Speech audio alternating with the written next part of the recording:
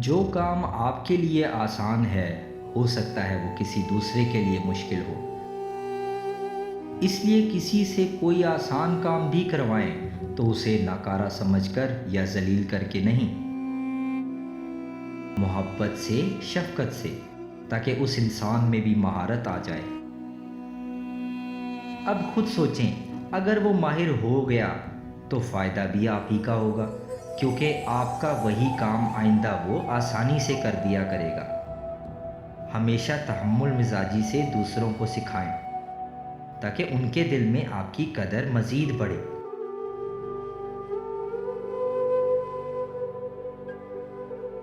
استاد بد مزاج ہو تو بچے بھی اس کی قدر نہیں کرتے، چاہے وہ پڑھانے کے معاملے میں کتنا ہی مخلص ہو۔